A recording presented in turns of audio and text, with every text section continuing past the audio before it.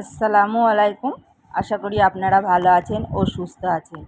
তো আমাদের বাড়িতে কিন্তু এরকম কন্টেনার আসে, যেগুলো হচ্ছে মিষ্টির ডাব্বা। এগুলো আমরা ফেলে না দিয়ে কিন্তু অনেক রকম কাজে ব্যবহার করতে পারি। যেমন সবজির বীজও বসাতে পারি, আবার ছোট ছোট গাছও বসাতে পারি। আর এদিকে দেখছেন সবজির খোসা। তো সবজির খোসা আমরা কিন্তু এই কৌটোগুলোকে ভালোভাবে ছিদ্র করে নিয়ে কিন্তু ভিতরে দিয়ে আমরা কিন্তু বড় বড় যে ক্যারেটে আমরা কিন্তু সরাসরি বসিয়ে রাখতে পারি। তো এইগুলো অবশ্যই আপনারা ফেলে দেবেন না। আর এই যে ঢাকনা আছে, ঢাকনা দিয়ে দেবেন। আর এখানে দেখুন গাজর ছিল কিছুটা, তো গাজরগুলো তুলে নিচ্ছি। দেখছিলাম কেমন আছে, তবে ভালোই আছে গাজর। তো এই গাজরগুলো আমি ট্রাই করে দেখলাম কতদিন গাজর রাখা যায়। তো অনেক দিন ধরেই কিন্তু আমরা গাজর রেখে দিতে পারি। তো এর আগামী সিজনে আমি আশা করি চেষ্টা করব।